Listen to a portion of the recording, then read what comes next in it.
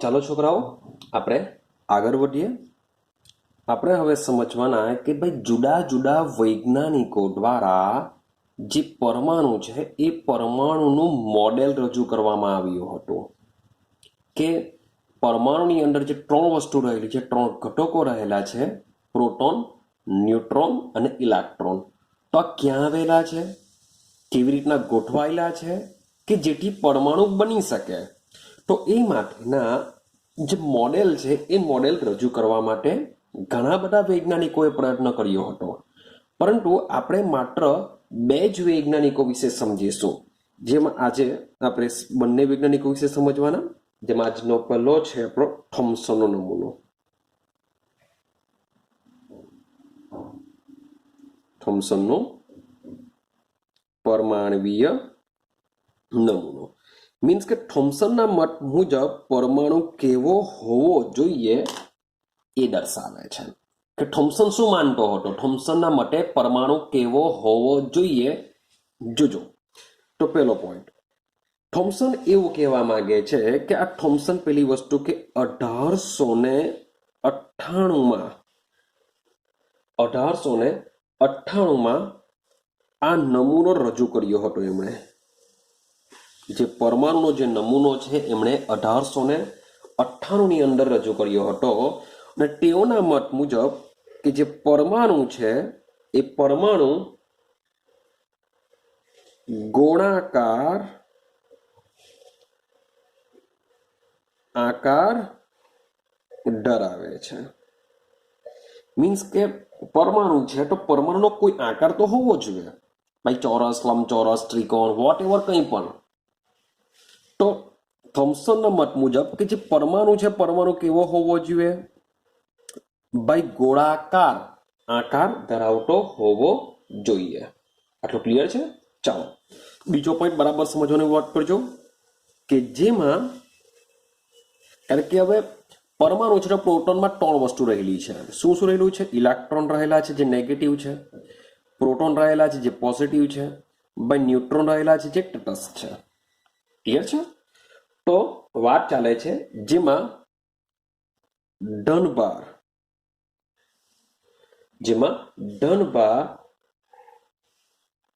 એક સરખી રીતે બધે વહેંચાયેલો હોય છે.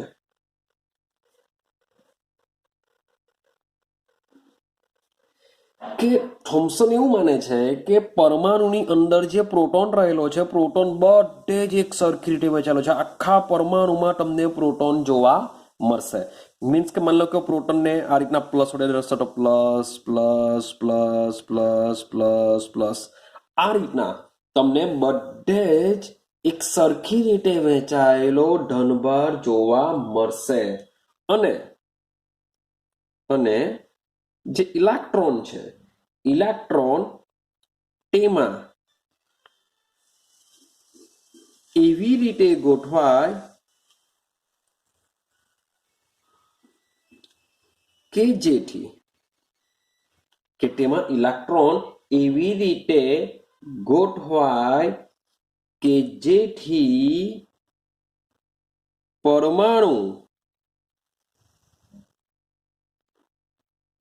વીજભારની દ્રષ્ટિએ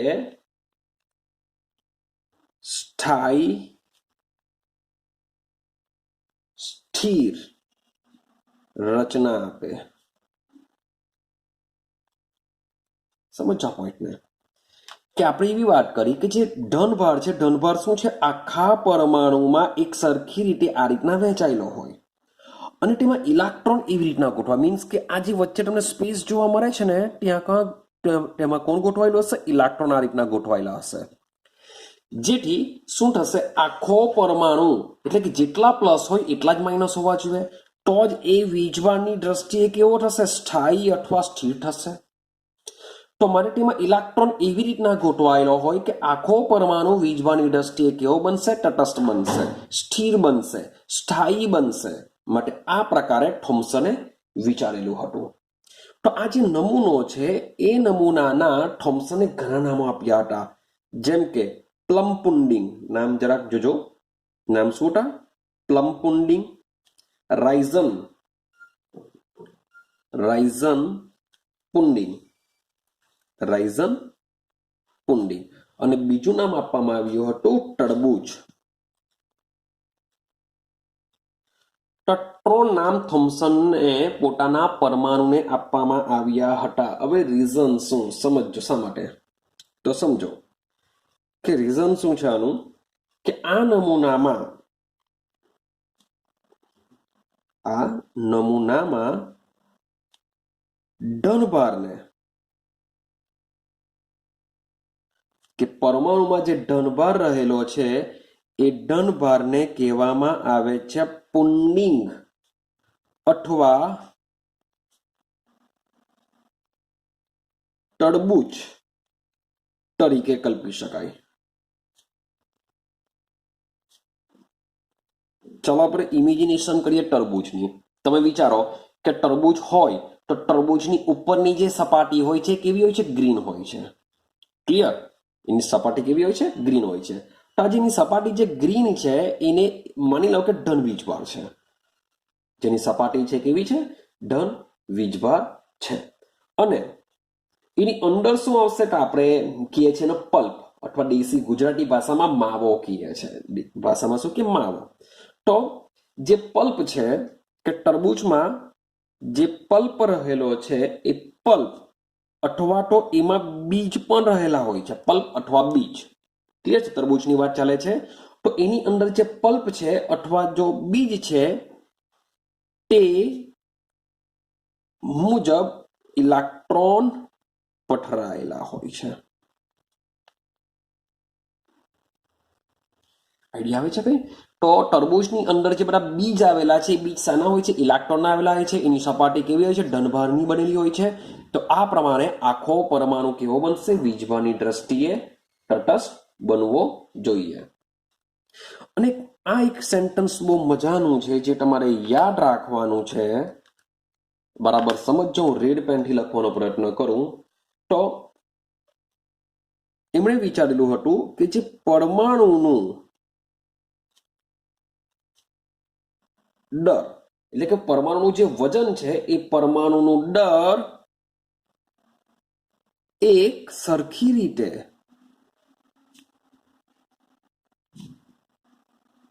બધે વહેંચાયેલું હોય છે. આઈડિયા આવે છે કઈ? પરમાણુનું દર બધે એક સરખી રીતે વહેંચાયેલું હોય છે. ચાલો એક્ઝામ્પલ સમજો.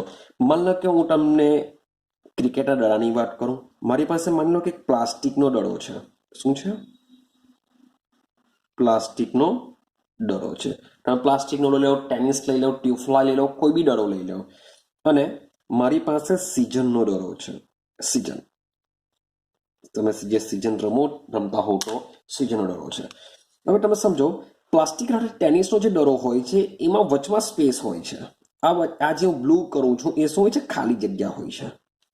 મીન્સ કે જે પ્લાસ્ટિકના દડાનું જે વજન હોય છે એ વજન શાની લીધે હોય છે? એની ઉપરની જે સપાટી હોય છે તેની લીધે હોવાનું. હવે સિઝનમાં શું થવાનું? તો તમને સિઝનના દડાની અંદર ટોટલી આખો ભાગ શું થયેલો હોય છે? ભરાયેલો હોય છે. તો સિઝનના દડાનું જે વજન હોય છે એ વજન તેના આખા સમગ્ર બોલમાં વહેંચાયેલું હોય છે એવું કહી શકાય. જે સિઝનનો દડો હોય છે તેનું જે વજન હોય છે એ શું હોય છે? તેના સમગ્ર દડાને લીધે હોય છે. જ્યારે પ્લાસ્ટિકના દડાનું વજન શાને લીધે હોય છે? માત્ર ને માત્ર તેની સપાટીને લીધે હોય છે, કારણ કે વચમાં શું હોય છે? ખાલી હોય છે. ક્લિયર? તો એનો મતલબ એમ થાય, તમે તરબૂચનો વિચાર કરો. તમને એવું જોવા મળે ખરું કે તરબૂચની ઉપરની સપાટી હશે ગ્રીન, તમે અંદર જોવા જશો તો ખાલી જોવા મળે? મીન્સ કે જે રેડ ભાગ હોય તે તમને જોવા જ નહીં મળશે. એવું તો કંઈ હોવાનું નથી. તો તરબૂચ બી તમે જોશો તો તરબૂચની અંદર પણ જે રેડ ભાગ હોય છે એ આખા તરબૂચની અંદર આવેલું હોય છે. કે થાય છે? એની સપાટી કેવી હોય છે? ગ્રીન હોય છે. તો સેમ થોમ્સન પણ એવું માને છે કે જે પરમાણુ છે, પરમાણુની જે સપાટી છે ધન વીજભાર ધરાવે છે, તેમાં ઇલેક્ટ્રોન એવી રીતના ગોઠવાયેલા હોય કે આખો સમગ્ર પરમાણુ વીજભારની દ્રષ્ટિએ તટસ્થ બને અને આખા પરમાણુનો દર એક સરખી રીતે બધે જ વહેંચાયેલું હોય છે. ક્લિયર છે? આ એમણે વિચારેલું હતું. પરંતુ આ જે નમૂનો છે, જે થોમ્સને જે નમૂનો આપેલો છે, એ નમૂનો પરમાણુની વીજ ભારની તટસ્થતા સમજાવી શક્યો. એટલે કે પરમાણુ કેવો હોય છે? સ્થિર હોય છે, એ સમજાવી શક્યો. પરંતુ પાછળથી થયેલા પ્રયોગોને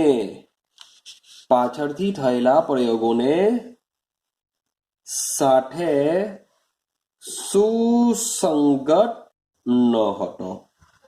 મીન્સ કે એને તો ખાલી કહી દીધું કે ભાઈ પરમાણુ છે, સમગ્ર દર એક સરખી રીતે વહેંચાયેલું છે, પરંતુ પાછળથી બીજા બધા વૈજ્ઞાનિકોએ બી પ્રયોગો કર્યા ને એમના આધારે સાબિત થયું.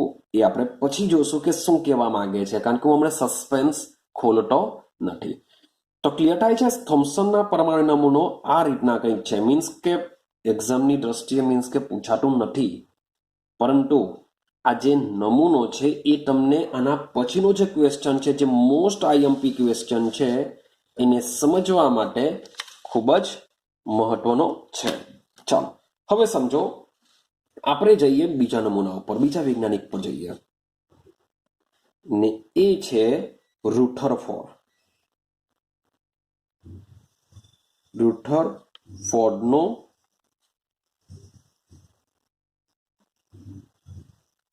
પરમાણ્વીય નમૂનો. હવે સમજો રુથરફોર્ડ શું કરે છે. રુથરફોર્ડના મત મુજબ પરમાણુ કેવો હોય છે એને સમજીએ. તો સૌથી પહેલો નમૂનો કોણે આપ્યો હતો? જે થોમ્સને આપ્યો હતો. ક્લિયર છે? તો જે થોમ્સને આપ્યો હતો, તો રુથરફોર્ડના દિમાગમાં પણ શું હશે?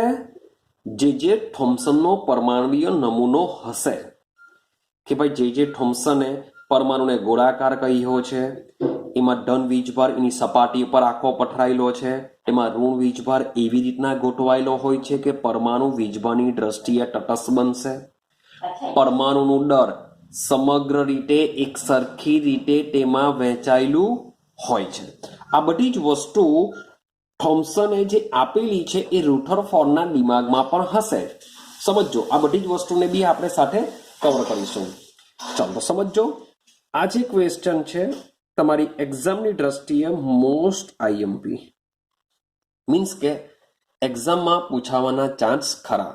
મીન્સ કે તમારી પહેલી એક્ઝામમાં બી પૂછાવાના ચાન્સ ખરા, તમારી સેકન્ડ એક્ઝામમાં બી ખરા, અને મે બી થર્ડ એક્ઝામમાં તમને મીન્સ કે 11 સાયન્સની જે 3 એક્ઝામ થાય છે એમાંથી એકાદ એક્ઝામમાં તમને જોવાના ચાન્સ બહુ બધા વધારે.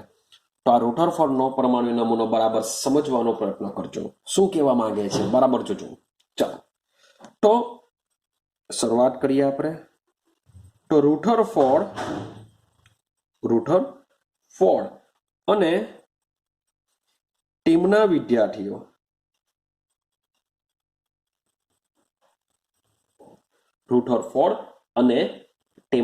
વિદ્યાર્થીઓ તમારે નામ પણ યાદ રાખવાના છે. હેન્સ ગાઈગર અને અર્નેસ્ટ માર્સડ. તો રુથરફોર્ડ અને તેમના વિદ્યાર્થીઓ હેન્સ ગાઈગર અને અર્નેસ્ટ માર્સડે ખૂબ જ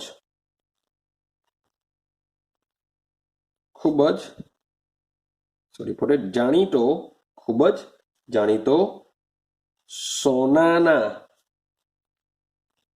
પાત્રા વરખ ઉપર આલ્ફા કણોનો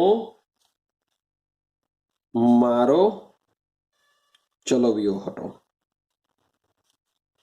તો પહેલું સેન્ટેન્સ દિમાગમાં ફિટ કરો કે પ્રયોગમાં શું કર્યું હતું. તો પ્રયોગમાં શું લીધેલું હતું? સોનાના પાત્રા વરખ લીધેલું હતું. મીન્સ કે વરખ મીન્સ કે શું થાય? તમે કાજુ કતરી જે ખાવ છો તો એ કાજુ કતરીની ઉપરની જે એની ઉપર લેયર હોય છે, તમને આઈડિયા છે કે સિલ્વર કલર જેવું હોય છે. તો એકદમ જ પાતળું જે વરખ હોય છે એ પાતળું વરખ સોનાનું લીધેલું હતું. ક્લિયર છે? હવે એના પર શું કરેલું હતું? આલ્ફા કણોનો મારો ચલાવ્યો હતો, એટલે કે એના પર આલ્ફા કણોને અથડાવ્યા હતા સોનાના પાટરા વળખ ઉપર. તો આ પ્રયોગ કોને કર્યો હતો? રુથરફોર્ડ અને તેમના વિદ્યાર્થીઓ હેન્સ ગાઈગર અને અર્નસ્ટ માર્સડે આ પ્રકારનો પ્રયોગ કર્યો હતો અને આ પ્રયોગ ખૂબ જ કેવો હતો? જાણીતો હતો. ક્લિયર છે? તો આ જે પ્રયોગ છે આ પ્રયોગને શું કહેવામાં આવતો હતો?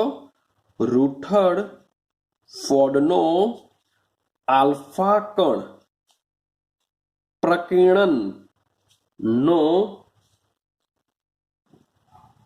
પ્રયોગ કહેવામાં આવે છે.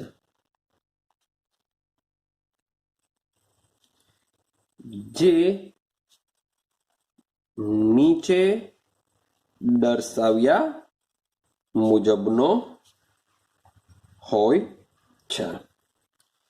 ચાલો, આ બીજું સેન્ટેન્સ છે કે રુથરફોર્ડે આ જે પ્રયોગ કરેલો છે એનું નામ શું આપવામાં આવ્યું છે? આલ્ફા કણ પ્રકીર્ણનનો પ્રયોગ કહેવામાં આવે છે. તો પહેલો પોઈન્ટ શું યાદ રાખવાનો છે કે રુથરફોર્ડ અને તેના બે વિદ્યાર્થીઓ હતા જેને શું કરેલું છે? સોનાના પાઠરા વળખ ઉપર આલ્ફા કણનો મારો ચલાવ્યો હતો. ને આ પ્રયોગનું નામ શું આપવામાં આવ્યું છે? રુથરફોર્ડનો આલ્ફા કણ પ્રકીર્ણનનો પ્રયોગ. હવે આ પ્રયોગની આકૃતિ જે છે એને આપણે સમજીએ. ચાલો, આલ્ફા કણ, તો આલ્ફા કણ માટે આપણે શું કરીશું? એક બોક્સ બનાવી દઈશું. મીન્સ કે આ એક આલ્ફા કણ ઉત્પન્ન કરે. શું છે આ? આલ્ફા કણ ઉત્પન્ન કરે એવો એક શક્તિશાળી, સમજી લેવું કે સ્ત્રોત છે. આલ્ફા કણ કરે એવો સ્ત્રોત છે. માન લો કે આ એક સ્ત્રોત છે. રેડી છે? ચાલો, અહીંયાથી માન લો કે આલ્ફા કણ નીકળે છે. આ એક સ્ત્રોત છે. અહીંયાથી શું કરે છે? આલ્ફા કણ નીકળે છે. એ આલ્ફા કણને સીધા અહીંયા એક સોનાની પાટરી વળખ મૂકવામાં આવે છે. શું મૂકવામાં આવે છે? સોનાની પાટરી વળખ. ચાલો, તો એના પર સીધો આપણે આ પાઠ કરીશું. હવે યાદ રાખતા જાઓ કે આ જે સોનાની પાટરી વળખ છે એની જાડાઈ કેટલી હશે?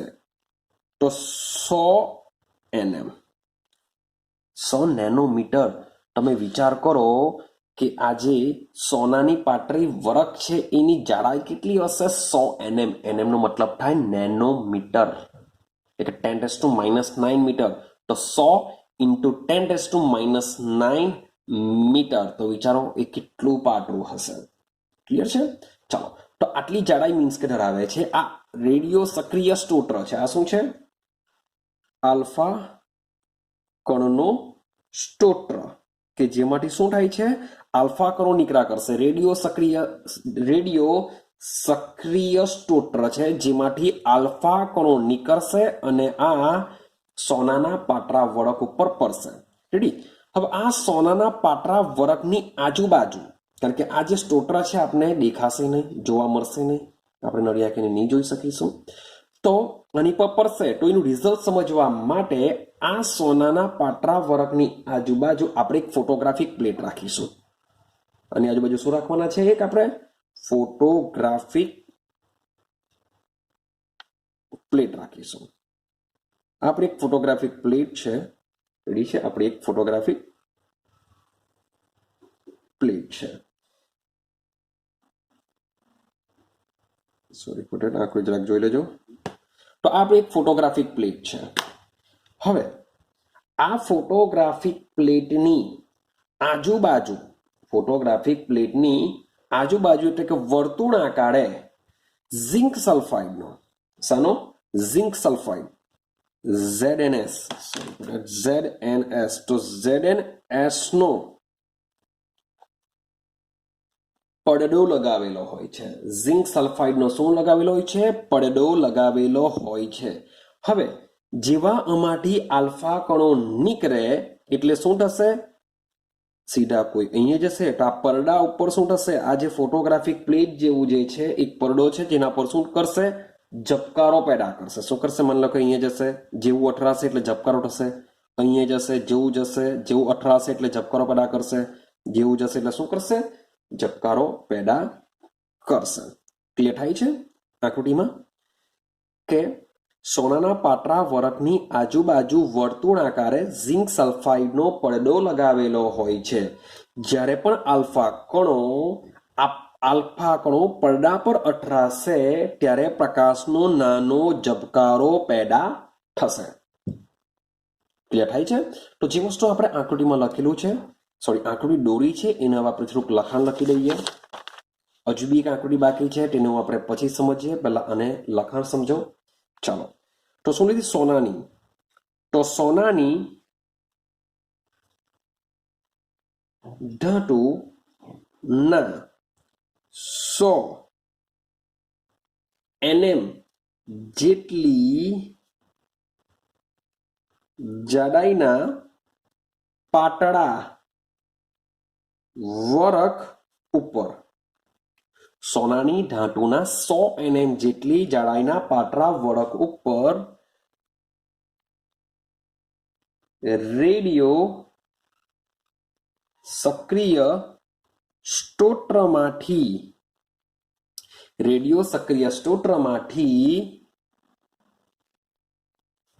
ભાઈ ઊંચી શક્તિ ધરાવતા, શા માટે ઊંચી વાત કરીએ છીએ એ બી પછી તમને કહું. તો ઊંચી શક્તિ ધરાવતા આલ્ફા કણોનો મારો ચલાવ્યો. રેડી? અમે તમને પહેલા જ કીધું કે આલ્ફા કણો આપણે જોઈ નહીં શકીશું, તો એને જોવા માટે શું કરીશું? મારો તો ચલાવ્યો, પરંતુ દેખાશે નહીં. માટે બીજો પોઈન્ટ લઈ લઈએ આપણે. તો સોનાના પાતળા વરખની ફરતે વર્તુળ આકાર પ્લસ ફૂરક ઝિંક સલ્ફાઇડનો પડદો લગાવેલો હતો. જ્યારે આલ્ફા કણો આ પડદા પર અથડાય ત્યારે શું થશે? પ્રકાશનો નાનો ઝબકારો થશે. શું થશે? પ્રકાશનો નાનો ઝબકારો થશે. ક્લિયર છે? આટલે સુધીની આપણે આકૃતિ કમ્પ્લીટ કરેલી છે. હવે બરાબર સમજો. તો આવો પ્રયોગ એમણે કર્યો. કોને કર્યો? રુથરફોર્ડે કર્યો. પરંતુ મેં પહેલા જ કીધું કે એમના દિમાગમાં શું ચાલતું હતું? પહેલા કોને નમૂનો આપ્યો હતો? જે થોમ્સને. તો જે થોમ્સને જે નમૂનો આપ્યો હતો તે એમના દિમાગમાં એ જ વસ્તુ હતું. માટે આ જે પ્રયોગ જે કર્યો છે, આ પ્રકિરણ પ્રયોગ, તો આ પ્રયોગના પરિણામો કેવા હતા? બિન અપેક્ષિત હતા. મીન્સ કે એમણે જે કલ્પના કરેલી હતી એવા હતા નહીં. શા માટે એવા નહીં હતા? તો સમજો. થોમ્સને શું કીધેલું છે કે થોમ્સનના પરમાણુ નમૂનામાં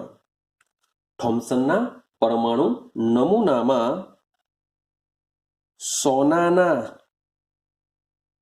વરખમાં સોનાના પરમાણુનું દળ એક સરખી રીતે સમગ્ર પરમાણુમાં વહેંચાયેલું હોય છે. અને બરાબર દિમાગમાં ફિટ કરો કે રુથરફોર્ડ બી એવું માનતા હતા કે થોમ્સને જે નમૂનો આપેલો છે એ પ્રમાણે જે સોનાનો પાતળું વરખ છે તો એમાં સોનાના પરમાણુ આવેલા હશે. તો આ જે સોનાના પરમાણુ છે તો એક પરમાણુનું જે દળ છે એ આખા પરમાણુમાં સમગ્ર રીતે શું થયેલું હોય છે? વહેંચાયેલું હોય છે. લાઈક અ સીઝન બોલની જેમ એનું દળ આખા જ પરમાણુ ઉપર વહેંચાયેલું હોવું જોઈએ ને વહેંચાયેલું હોય છે. જેથી શક્તિશાળી આલ્ફા કણો. અને આ આલ્ફા કણો છે, આલ્ફા કણો એટલી જરૂરી ઉર્જા ધરાવે છે, એટલે કે શક્તિશાળી છે, પહેલેથી શક્તિશાળી છે કે આલ્ફા કણો એટલી જરૂરી ઉર્જા ધરાવે છે કે તે આવા સમગ્ર વહેંચાયેલા દર ધરાવતા પરમાણુમાંથી પસાર થઈ શકે. ક્લિયર છે? મીન્સ કે જે આલ્ફા કણો છે એ આલ્ફા કણો એટલા શક્તિશાળી છે કે જે શું કરશે કે ભલે આખા પરમાણુનું દર એક સમગ્ર રીતે વહેંચાયેલું હોય તેમ છતાં પણ આવા આલ્ફા કણો શું થશે, તેમાંથી પસાર થઈ શકે. હવે તમે વિચારો, તમને એક એક્ઝામ્પલ દ્વારા સમજાવવાનો પ્રયત્ન કરું કે માની લો કે મારી પાસે એક રસ્તો છે. ક્લિયર છે? રસ્તો કેવો છે? આખો ખાલી છે, ટોટલી આ ખાલી છે. તો રસ્તો ખાલી હોય, અહીંયાથી માની લો કે કોઈ માણસ છે, અહીંયાથી આ બાજુ દોડે છે, તો એને કોઈ પણ જાતનો કોઈ અવરોધ લાગવાનો નથી, એ ફટાફટ શું થશે, આમાંથી પસાર થઈ જશે. પણ માની લો કે આ રસ્તા પર હવે મેં શું કરેલું છે, રૂ ભરી દીધેલો છે, આખો રૂ છે, આ બધો રૂ કોટન, મીન્સ કે કોટનથી ભરેલો આખો રોડ છે. મીન્સ કે જેટલી માણસની હાઈટ છે એ એટલી હાઈટથી આખો કોટનથી આખો ભરેલો છે. હવે માણસ આમાં દોડશે તો માણસે જો આમાંથી આખા રૂ વાર મીન્સ કે પસાર થઈ શકશે, પણ જો આમાંથી દોડવું હોય તો અહીંયા કરતાં આમાં એનર્જી કેવી વાપરવી પડશે, વધારે વાપરવી પડશે, કારણ કે આ પહેલેથી આખા રસ્તા ઉપર એની જેટલી બી હાઈટ હશે એટલા હાઈટનો આખો રૂ ભરેલો છે, તો આખું એમાંથી પસાર થવાનું છે.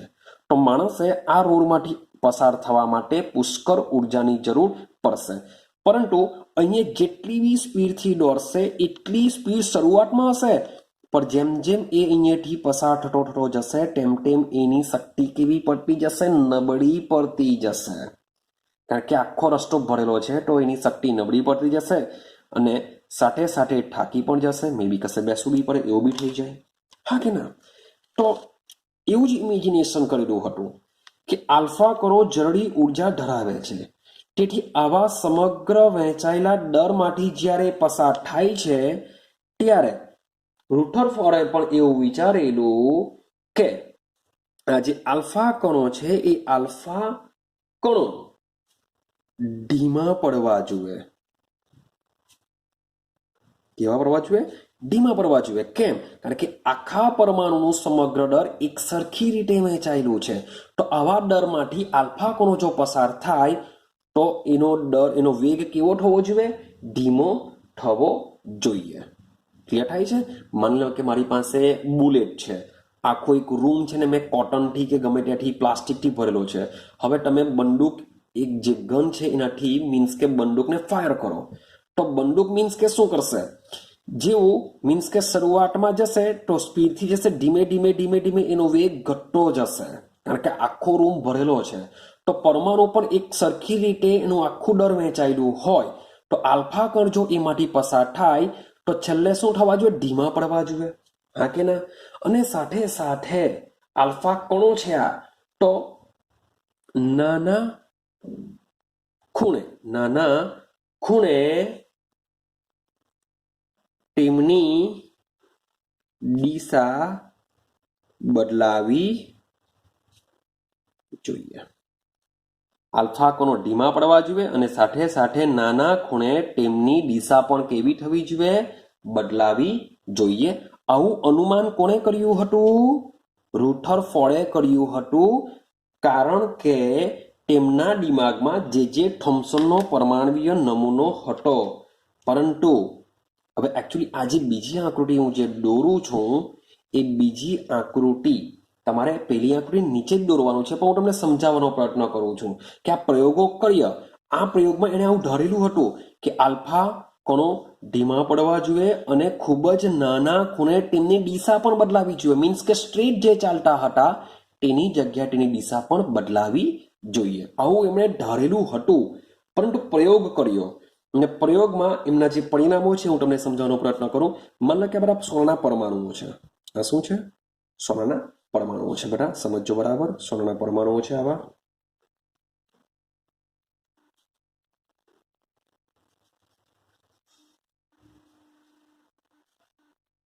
ક્લિયર છે? ચાલો હું આટલું દોરું છું, તમે આવી રીતના દોરી શકો છો. મતલબ કે સોનાના પરમાણુ છે. હવે જ્યારે આલ્ફા કણોને પસાર કરવામાં આવે ત્યારે આલ્ફા કણો શું કરે છે? આ રીતના એમને પ્રયોગનું જોવા મળ્યું.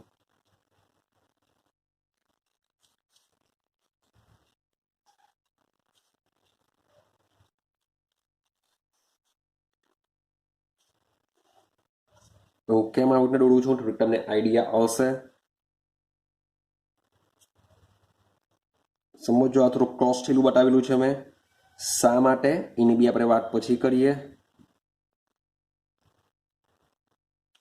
ચાલો હવે સમજો મેં શું કરેલું છે, આ જે કિરણ છે આલ્ફા કણ છે મેં શું કરેલું છે? ક્રોસ કરેલું છે.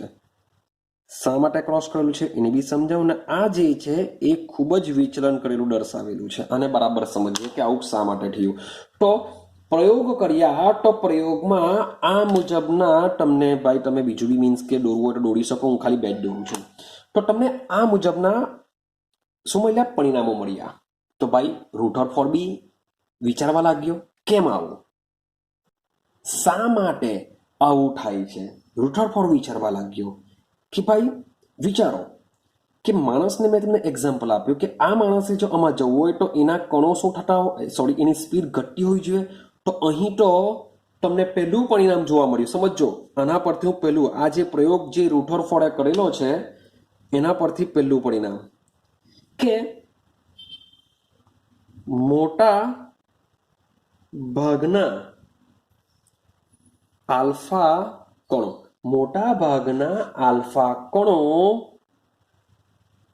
વિચલિત થયા વગર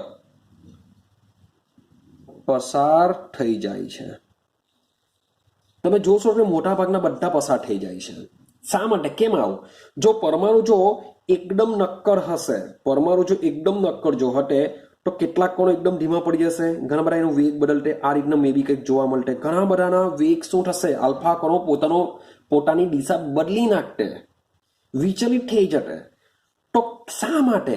મોટા ભાગના આલ્ફા કણો વિચલિત થયા વગર પસાર થઈ ગયા, પસાર થઈ જાય છે. આવું એમણે જોયું.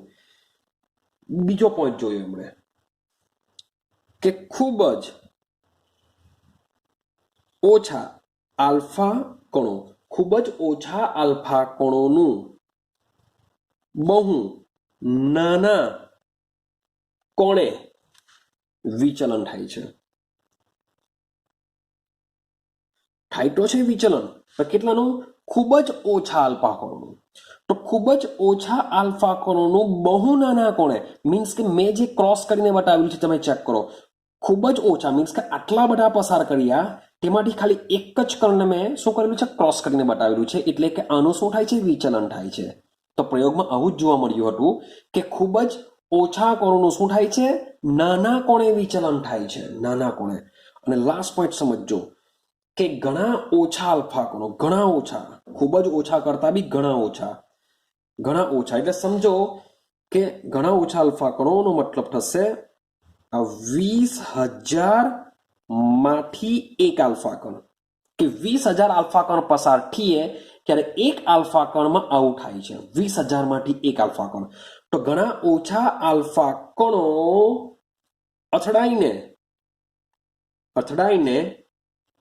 લગભગ 180 અંશના ખૂણે પાછા ફરે છે, પાછા ફરે છે.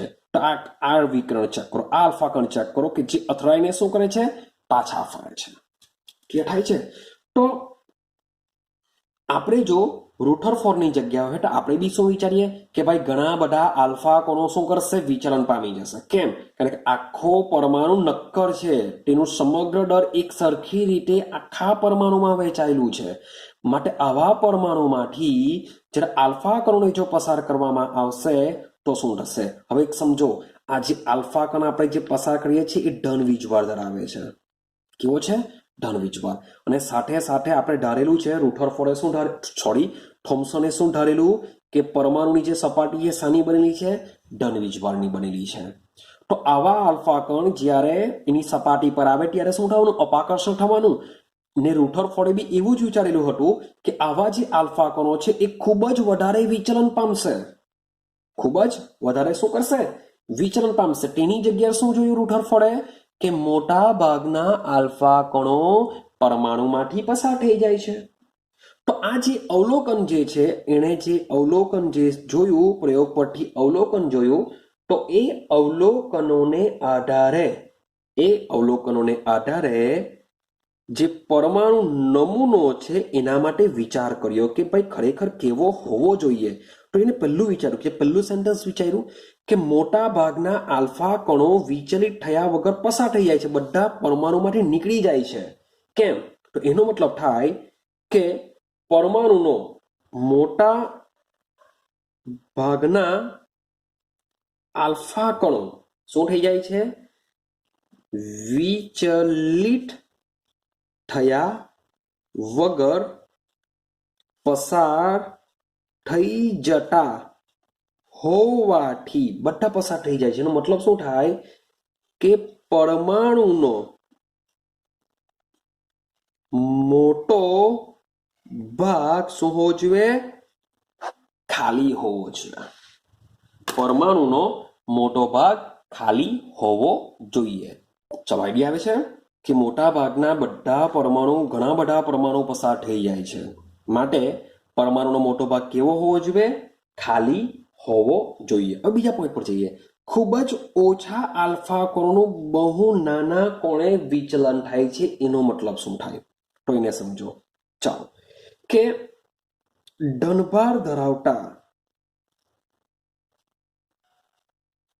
આલ્ફા કણો, મેં પહેલા જ કીધું કે આલ્ફા કણો કેવા છે? પોઝિટિવ છે, પોઝિટિવ સાઇન ધરાવે છે. તો ધનભાર ધરાવતા આલ્ફા કણો થોડા વિચલિત થાય છે. તો કેમ? શા માટે લોકો વિચલિત થયા હશે? તો આ જે વિચલન છે, આ વિચલન કોઈ મોટા અપાકર્ષણને કારણે હોવું જોઈએ, એવું એને અનુમાન લગાવ્યું કે આ વિચલન શું છે? કોઈ મોટા અપાકર્ષણને કારણે, કે મીન્સ કે જે આલ્ફા કણ પસાર થશે. જો મેં અહીંયા કેન્દ્રની નજીક લઈ ગયેલો છું, હવે આપને ખબર છે કે કેન્દ્રમાં પ્રોટોન રહેલો હોય, ઇલેક્ટ્રોન બહાર રહેલો હોય, પણ તે સમયે જ્યારે પ્રયોગ કરવામાં આવ્યો હતો ત્યારે ખબર નહીં હતી કે કેન્દ્ર ક્યાં આવેલું હોય, ઇલેક્ટ્રોન ક્યાં આવેલો હશે, ન્યુટ્રોન ક્યાં આવેલો હોય છે. તો તે સમયમાં વૈજ્ઞાનિકોને ખબર ન હતી, માટે આ પ્રયોગ થયો ને પ્રયોગ પરથી નક્કી થયું કે આ પ્રયોગમાં જે આલ્ફા કણો વિચલન પામે છે એનું રીઝન શું હોઈ શકે? અપાકર્ષણ લીધે. તો અપાકર્ષણ કોણ લીધે થાય? પોઝિટિવ વચ્ચે. આલ્ફા કણ બી પોઝિટિવ છે અને પરમાણુની અંદર એટલું ખબર છે કે પ્રોટોન છે ને પ્રોટોન ધન વીજભાર ધરાવે છે, એને લીધે આ અપાકર્ષણ થવું જોઈએ. હવે વિચારો કે જો પરમાણુનો એની સપાટી છે જો એ ધન વીજભાર બનતી હોય તો ઘણા બધા આલ્ફા કણો શું થઈ જતા હોવા જોઈએ? વિચલન પામતા હોવા જોઈએ. તેની જગ્યાએ વિચલન પામતા નથી, ખૂબ જ ઓછા કણો વિચલન પામે છે. એનો મતલબ એમ થશે કે જે પરમાણુમાં જે ધન ભાગ આવેલો છે એ ધન ભાગ કેવો હોવો જોઈએ? ખૂબ જ નાના ભાગમાં આવેલો હોવો જોઈએ. કારણ કે જો બહુ મોટા ભાગમાં આવેલો હોય તો ઘણા બધા આલ્ફા કણો વિચલન પામતે, પણ તેની જગ્યાએ ઘણા જ ઓછા આલ્ફા કણો વિચલન પામે છે. માટે એવું કહી શકાય. ને એક ત્રીજો પોઈન્ટ બી વિચારો કે 20,000 આલ્ફા કણો પસાર કરીએ ત્યારે માત્ર એક આલ્ફા કણ સીધું 180 અંશના ખૂણે પાછું રિટર્ન આવે છે. તો એનો મતલબ એમ થાય કે આ જે ધન ભારવાળો ભાગ છે કેવો હોવો જોઈએ? આખા પરમાણુની દ્રષ્ટિએ ખૂબ જ એટલે ખૂબ જ નાનો હોવો જોઈએ. જો નાનો હોય તો જ આવું થઈ શકે. જો મોટો ભાગ હટે તો ઘણા બધા આલ્ફા કણોનું બી વિચલન થશે અને સાથે સાથે જે 20,000 માંથી એક થાય છે એની જગ્યાએ ઘણા બધા આલ્ફા કણો પાછા રિટર્ન પામતે. તો બીજો પોઈન્ટ શું છે? એના પરથી એમણે અંદાજો લગાવ્યો કે ધનભાર ધરાવતા આલ્ફા કણો થોડા વિચલિત થાય છે તો આ વિચલન કોઈ મોટા અપાકર્ષણને લીધે હોવું જોઈએ. ક્લિયર થાય છે? હા કે ના? અને તેથી આપણે એવું કહી શકીએ, તેથી કહી શકાય કે ધનભાર પરમાણુમાં બધે પસરેલો હોતો નથી. જે કોને ધારેલું? જે થોમ્સને ધારેલું હતું. તો જે થોમ્સન બિચારો અહીંયા ઊંધો પડે છે, એને જે વિચારેલું હતું તેવું થયું નહીં. તો ધનભાર પરમાણુ બધે પસરેલો હોતો નથી. જે થોમ્સનને કીધેલું હતું તે ખોટું સાબિત થશે. અને 180 ડિગ્રીએ ભાઈ રિટર્ન થાય છે, મતલબ થાય કે આ જે ધનભાર છે એ ધનભાર ખૂબ જ નાના ભાગમાં સંકેન્દ્રિત એટલે કે નાના ભાગમાં આવેલો હોવો જોઈએ, સંકેન્દ્રિત થયેલો હોવો જોઈએ. ક્લિયર થાય છે?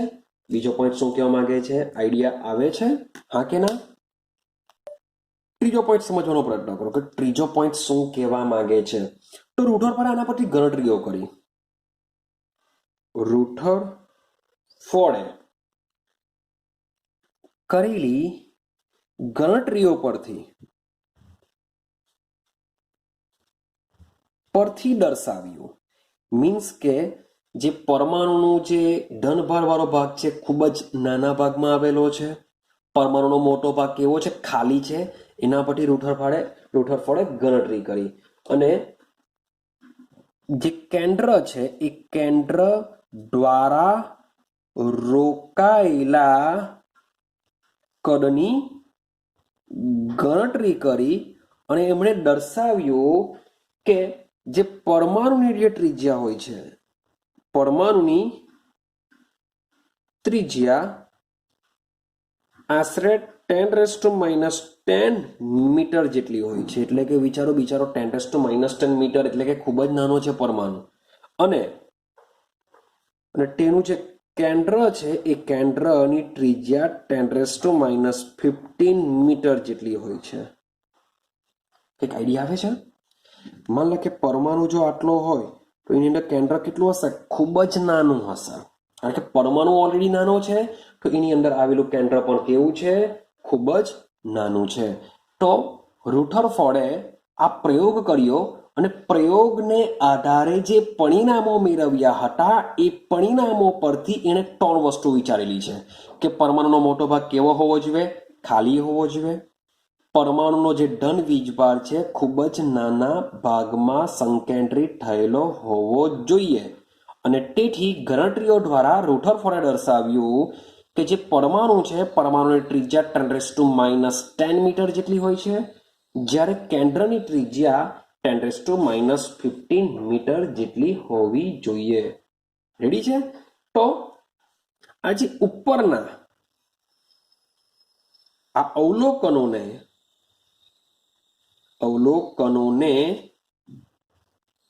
આધારે રૂથરફોર્ડે ઉપરના જે અવલોકનો છે એ અવલોકનોને આધારે રૂથરફોર્ડે પરમાણુનો કેન્દ્રીય નમૂનો આપ્યો. એટલે કે હવે રૂથરફોર્ડ સમજાવશે કે ભાઈ પરમાણુ કેવો હોવો જોઈએ. તો પહેલો પોઈન્ટ સમજો કે પરમાણુ કેવો હોવો જોઈએ. ચાલો, તો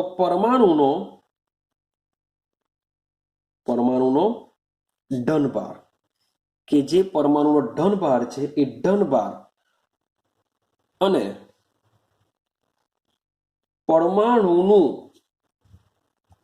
મોટા ભાગનું દળ, પરમાણુનો જે ધનભાર છે અને પરમાણુના મોટા ભાગનું દળ ખૂબ જ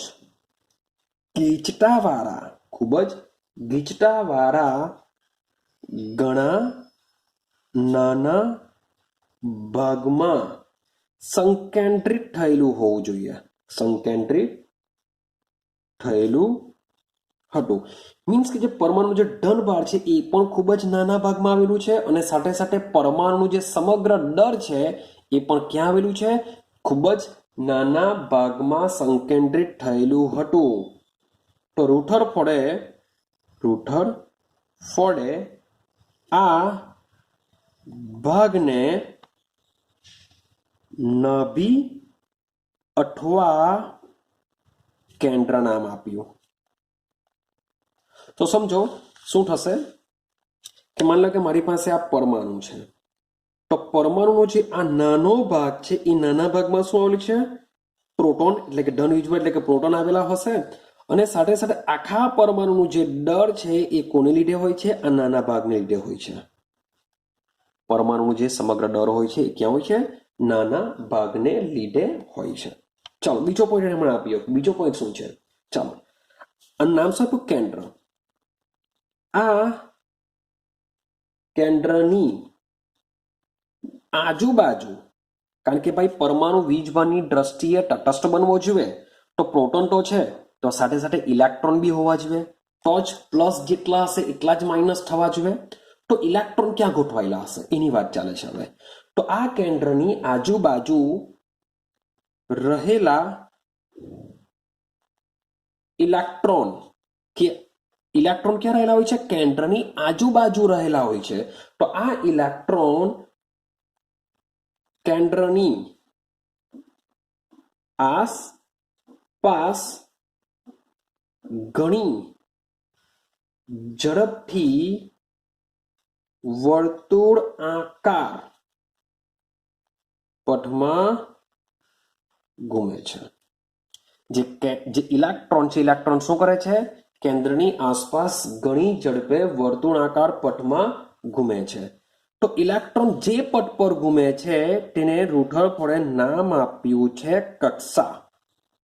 માન લો કે અહીંયા કોઈ ઇલેક્ટ્રોન ઘૂમે છે, તો આ ઇલેક્ટ્રોન જે કેન્દ્રની આજુબાજુ જે ફરે છે આ માર્ગને શું કહેવામાં આવે છે? કક્ષા કહેવામાં આવે છે. માર્ગને શું કહેશું? કક્ષાઓ. ક્લિયર છે? ચાલો ત્રીજા પોઈન્ટની વાત કરીએ. ત્રીજો પોઈન્ટ શું છે કે જે ઇલેક્ટ્રોન છે એ ઇલેક્ટ્રોન અને કેન્દ્ર એકબીજાની સાથે સ્થિર વિદ્યુત, કારણ કે કેન્દ્ર પ્લસ ઇલેક્ટ્રોન માઇનસ, તો તેમની વચ્ચે શું થશે? આકર્ષણ થશે. તો ઇલેક્ટ્રોન અને કેન્દ્ર એકબીજાની સાથે સ્થિર વિદ્યુતીય આકર્ષણ બળોને આધારે જોડાયેલા હોય છે. મીન્સ કે પરમાણુની અંદર સેન્ટર પર કેન્દ્ર હોય છે, એની આજુબાજુ ઇલેક્ટ્રોન આવેલા હોય છે. આ ઇલેક્ટ્રોન અને કેન્દ્ર વચ્ચે શું રહેલું હોય છે? આકર્ષણ રહેલું હોય છે, જેને લીધે ઇલેક્ટ્રોન શું કરશે? આ જ રીતના એની આજુબાજુ સતત ઝડપથી ફરતો રહેશે. તો આ કોણે સમજાવેલો છે? રૂથરફોર્ડે પરમાણ્વીય નમૂનો આપ્યો છે. તો આપને લાગશે કે ના, ખરેખર હવે તો પરમાણુની શોધ થઈ જ ગઈ, પણ ના, જે રૂથરફોર્ડે જે પરમાણુ નમૂનો આપેલો છે તેની પર શું છે? ખામીઓ છે. શું છે? ખામીઓ શું છે એને હવે સમજવાનો પ્રયત્ન કરીએ કે શું ખામી છે. તો સમજો રૂથરફોર્ડે જે નમૂનો આપેલો છે એની ખામી શું છે? તો રૂથરફોર્ડના નમૂનાની ખામીઓ. ચાલો તો ખામીઓ સમજીએ. તે પહેલા હું તમને સમજાવવા માંગુ છું આપણું સૌરમંડળ, કે ભાઈ સૌરમંડળ કેવું છે એને આપણે સમજીએ. તો સમજો, માન લો કે આપણો કોણ છે? સૂરજ છે, સૂર્ય છે, હા કે ના?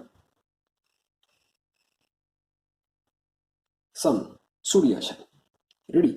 સૂર્યની આજુબાજુ શું છે? 9 ગ્રહો આવેલા છે. 1 2 3 4 5 6 7 8 9, વોટ એવર, બહુ મગજમારી નથી કરતો. તો 9 ગ્રહો આપણા આવી રીતના આવેલા છે. 9 ગ્રહો શું કરે છે? તો 9 ગ્રહો શું કરે છે? સૂર્યની આજુબાજુ પ્રદક્ષિણા કરે છે, હા કે ના? પોતાની ચોક્કસ જગ્યાએથી શું કરે છે? સૂર્યની આજુબાજુ શું કરે છે? રોટેશન કરે છે. ક્લિયર થાય છે? તો આ જે સૌરમંડળ છે એ સૌરમંડળને સાથે સાથે આપણે સમજીશું આપણો પરમાણુ, કારણ કે પરમાણુમાં બી શું છે, કેન્દ્ર છે જે પ્લસ વીજભાર ધરાવે છે. એની આજુબાજુ કોઈ રોટેશન કરે છે, ઇલેક્ટ્રોન રોટેશન કરે છે ભાઈ, હા કે ના? તો માન લો કે આ જે સૂર્ય છે એ આપણું કેન્દ્ર છે અને જે 9 ગ્રહો છે જે એની આજુબાજુ ફરે છે એ આપણા ઇલેક્ટ્રોન છે. તો આ બંને કન્સેપ્ટ કેવા છે, એક સરખા કામ કરે છે. બંનેને આપણે એક સાથે રીતે વિચારવાનો પ્રયત્ન કરીએ. તો ભાઈ સૂર્ય છે, સૂર્યની આજુબાજુ આ જે 9 ગ્રહો ફરે છે એ 9 ગ્રહો ફરે છે તો ક્યાં ફરે છે, એની કક્ષા કઈ હશે? તો એની જે કેલ્ક્યુલેશન છે એ કેલ્ક્યુલેશન કરીએ છીએ આપણે ચીર સંમત શાસ્ત્ર પ્રમાણે. યાદ રાખજો કે જે સૌરમંડળ છે એ સૌરમંડળની અંદર જે ગ્રહો છે, ગ્રહો સૂર્યની આજુબાજુ શું કરે છે, ચોક્કસ કક્ષાઓમાં શું કરે છે, ચોક્કસ કક્ષામાં ઘૂમે છે અથવા ફરે છે. તો આ જે ચોક્કસ કક્ષામાં ઘૂમે છે તો એની જે ગ્રહીય કક્ષાઓ છે, આની જે ગ્રહીય કક્ષાઓ છે એ ગ્રહીય કક્ષાઓની જે ગણતરી છે એ ગણતરી આપણે શાને આધારે કરીએ છીએ, ચીર સંમત શાસ્ત્ર પ્રમાણે કરીએ છીએ. અને એ ગણતરી પરથી આપણે એક સૂત્ર ભણીને આવેલા છે કે G into M1 into M2 upon R square. Clear છે? આ શું સમજાવવા માંગે છે, M1 અને M2. M1 અને M2 એટલે કે ગ્રહોનું દળ છે. તમે કોઈ પણ ગ્રહો વિશે કેલ્ક્યુલેશન કરવા માંગતા હોવ તો M1 અને M2 શું છે, ગ્રહોનું દળ. અને R જે છે એ ગ્રહો વચ્ચેનું અંતર. R શું છે, ગ્રહો વચ્ચેનું અંતર છે. આ જે G છે એને કહેશું આપણે ગુરુત્વાકર્ષણ બળ. મીન્સ કે આ જે બધા જ ગ્રહો છે સૂર્યની આજુબાજુ જરાક રોટેશન કરતા રહે છે એ ગુરુત્વાકર્ષણ બળને આધારે હોય છે જે એકબીજા સાથે સંકળાયેલા છે. ક્લિયર છે? આ પ્રકારેનું હોય છે. સેમ એવું જ સેમ કેલ્ક્યુલેશન જો આપણે પરમાણુ માટે કરીએ તો પરમાણુ માટે સૂત્ર બનશે કે Q1 into Q2 અપન R square. શું બનશે એના જેવું સૂત્ર? કે Q1 into Q2 અપન R square. ચાલો, જ્યાં Q1 અને Q2 શું છે, તો Q1 અને Q2 ભાર છે. Q1 અને Q2 શું છે, ભાર છે. આ R જે છે એ કોઈ પણ બે ભાર મીન્સ કે પ્લસ અને માઇનસ શું છે, આ ભાર છે Q1 અને Q2. R શું છે, એ બે વચ્ચેનું અંતર અને જે K છે એ છે સપ્રમાણતા અચળાંક. તો આપણે શું કરીએ છીએ, રુથરફોર્ડની ખામીને સમજવા માટે આ જે પરમાણવીય નમૂનો છે એ પરમાણવીય નમૂનાને આપણે સૌરમંડળ સાથે સરખામણી કરીએ છીએ. ક્લિયર છે? ચાલો હવે બરાબર સમજવાનો પ્રયત્ન કરજો. હવે આ જે સૌરમંડળ છે એમાં પણ સેમ જે પરમાણુમાં જેમ ઇલેક્ટ્રોન ફરે છે કેન્દ્રની આજુબાજુ, સેમ એ જ પ્રમાણે ગ્રહો પણ શું કરે છે, સૂર્યની આજુબાજુ ફરે છે. પણ ફરક શું છે બંનેમાં? તો ભાઈ આ જે સૌરમંડળ છે એમાં કોઈ વીજભાર નથી. ભાઈ સૂર્ય પર પ્લસ, આપણી પૃથ્વી પર નેગેટિવ, એવા કોઈ વીજભાર હોતા નથી. જ્યારે આપણો જે આ કેન્દ્રીય નમૂનો છે એમાં શું છે, પ્લસ અને માઇનસ આવેલા છે. શું આવેલા છે? પ્લસ અને માઇનસ આવેલા હોય છે. ક્લિયર થાય છે? ચાલો તો શું કરશું, તો ભાઈ પ્લસ અને માઇનસ જો આપણા નમૂનામાં આવેલા હોય અને જે માઇનસ છે એ શું કરે છે, માન લો કે અમારી પાસે આ કેન્દ્ર છે એની આજુબાજુ આ શું કરે છે, ઇલેક્ટ્રોન ફરે છે. ક્લિયર છે? તો ભાઈ આવશે મેક્સવેલ. કોણ આવશે? મેક્સવેલ આવશે. તો મેક્સવેલનો વિદ્યુત ચુંબકીય સિદ્ધાંત છે. તો મેક્સવેલના વિદ્યુત ચુંબકીય સિદ્ધાંત પ્રમાણે કોઈ પણ વીજભારિત કણ, કોઈ પણ વીજભારિત કણ પ્રવેગિત થાય ત્યારે, કોઈ પણ વીજભારિત કણ પ્રવેગિત થાય ત્યારે વિદ્યુત ચુંબકીય વિકિરણ ઉત્સર્જિત કરે છે। કોઈ પણ વીજભારિત કણ જ્યારે પ્રવેગિત થશે ત્યારે એ શું કરે છે? વિદ્યુત ચુંબકીય વિકિરણ। હવે તમે કહેશો સર પ્રવેગિત ગતિ તો કોને કહેવાય? કે જ્યારે કોઈ પદાર્થ, જ્યારે ફિઝિક્સમાં ભણ્યા હશો કે જ્યારે કોઈ પદાર્થ ભાઈ વેગમાં હોય ત્યારે એનો વેગ બદલાતો હોય ત્યારે આપણે એની ગતિને પ્રવેગી ગતિ કહીએ છીએ। તો અહીં તો ઇલેક્ટ્રોન એક સરખી ગતિથી ઘૂમે છે, તો એ કેવી રીતના પ્રવેગિત બનશે? તો ભાઈ કોઈ પણ વીજભારિત કણ પોતાની દિશા બદલે તો પણ એની ગતિ કેવી કહેવાશે? પ્રવેગી ગતિ કહેવાશે। મીન્સ કે ઇલેક્ટ્રોનની વાત કરીએ તો ઇલેક્ટ્રોન શું કરે છે? પોતાની દિશા બદલતો જ રહે છે, મીન્સ કે રોટેશન કરે છે। તો પોતાની દિશા બદલતો હોવાને લીધે એની ગતિ બી શું કહેવાશે? પ્રવેગી ગતિ કહી શકાય। અને મેક્સવેલ શું કહે છે કે કોઈ પણ વીજભારિત કણ જ્યારે પ્રવેગી ગતિ કરે છે ત્યારે શું કરે છે? વિદ્યુત ચુંબકીય વિકિરણનું ઉત્સર્જન કરે છે। માટે માની લો કે આ કેન્દ્ર છે, એની આજુબાજુ ઇલેક્ટ્રોન શું કરે છે? પ્રવેગી ગતિ કરે છે। તો પ્રવેગી ગતિ કરીને શું કરશે? આ ઇલેક્ટ્રોન શું કરશે? વિદ્યુત ચુંબકીય કિરણ ઉત્સર્જિત કરે। ને આ જે વિકિરણની જે ઉર્જા છે એ ઉર્જા ક્યાંથી મળશે? તો ઇલેક્ટ્રોન જે ગતિ કરે છે એ ગતિમાંથી ઉર્જા મેળવશે ને એટલી ઉર્જા ધરાવતું વીજ ચુંબકીય વિકિરણ ઉત્સર્જિત કરશે। હવે જો આવું જો થાય, જો વિદ્યુત ચુંબકીય વિકિરણ જો ઉત્સર્જિત થાય તો ઇલેક્ટ્રોન જો એકવાર વિદ્યુત ચુંબકીય વિકિરણ ઉત્સર્જિત કરે તો એ ઇલેક્ટ્રોન શું કરશે? ભાઈ કેન્દ્રની નજીક રોટેશન કરશે। જે પહેલા દૂર કરતો હતો હવે એની ઉર્જા ઓછી કરશે, ઉર્જા વિદ્યુત ચુંબકીય વિકિરણ સ્વરૂપે ઉત્સર્જિત કરશે। તો એ ઇલેક્ટ્રોન શું કરશે? કેન્દ્રની નજીક આવે તો ફરીથી પાછું રોટેશન કરશે, ફરીથી ઇલેક્ટ્રોન શું કરશે? વિદ્યુત ચુંબકીય વિકિરણ ઉત્સર્જન કરશે। જો આ પ્રમાણે કરતો જાય તો 10⁻⁸ સેકન્ડ ની અંદર જે ઇલેક્ટ્રોન છે એ શું કરશે? કેન્દ્રમાં સમાઈ જશે। જો ઇલેક્ટ્રોન આવું જ કરતો જાય તો શું કરશે? કારણ કે રુથરફોર્ડે આ રીતના સમજાવ્યું છે કે ઇલેક્ટ્રોન શું કરે છે? કેન્દ્રની આજુબાજુ રોટેશન કરે છે। પરંતુ મેક્સવેલના સિદ્ધાંત પ્રમાણે કોઈ પણ વીજભારિત કણ જો આ પ્રમાણે ફરતો રહેશે તો શું થશે? એ પ્રવેગી ગતિ કરશે। પ્રવેગી ગતિ કરવાને લીધે વિદ્યુત ચુંબકીય વિકિરણનું ઉત્સર્જન કરશે ને આ પ્રમાણે જો કરે તો ઇલેક્ટ્રોન 10⁸ સેકન્ડમાં જ શું થઈ જશે? કેન્દ્રમાં સમાઈ જશે। જો આવું જો થાય તો પરમાણુનું અસ્તિત્વ રહેતું નથી। પરમાણુ છે એવું આપણે કહી શકીએ નહીં। ક્લિયર થાય છે? તો બીજી રીતના વિચારીએ તો ચિરસમ્મત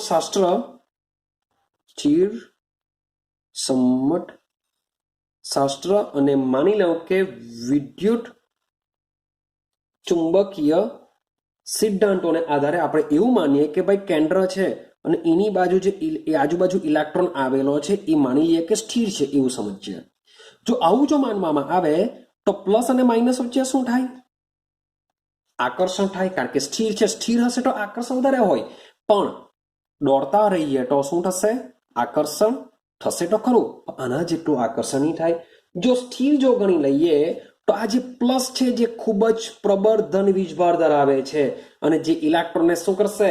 આકર્ષણ કરી લેશે। અને જો આકર્ષણ જો કરી લે તો આ જે નમૂનો છે એ નમૂનો કોના પ્રમાણેનો થઈ જાય?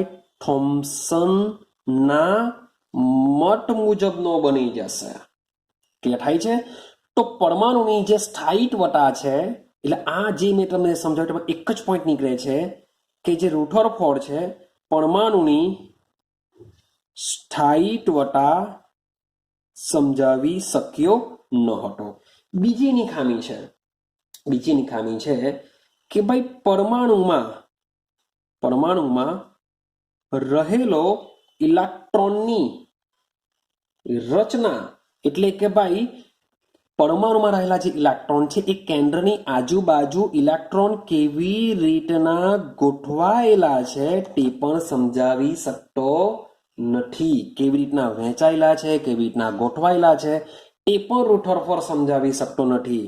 અને આ ઇલેક્ટ્રોનની ઉર્જા કેટલી હશે તે પણ સમજાવી શકતો નથી. મીન્સ કે બધામાં ટટ્ટો પોઈન્ટ છે. વિચારો, એનો જે પ્રયોગ છે યાદ રાખવા માટે કે પેલા પ્રયોગનું ડિસ્ક્રિપ્શન આપો, આંકડી દોરો, એના પરથી જે પેલા 3 પોઈન્ટ છે એ 3 પોઈન્ટ પેલા ઇમેજિનેશન કરેલા હતા તેના પરથી વિચારો કે પ્રયોગના પરિણામ પરથી અવલોકનો મળ્યા, બધા પસાર થઈ જાય છે, ઓછાનું વિચલન થાય, ખૂબ જ ઓછાનું 180 ડિગ્રીએ પાછા ફરે છે. તો એના પરથી બીજા 3 પોઈન્ટ આપ્યા કે પરમાણુ ધાર્યો એમણે કે ભાઈ પરમાણુ કેવો હોવો જોઈએ, બધા પસાર થઈ જાય, પરમાણુ ખાલી હોવો જોઈએ.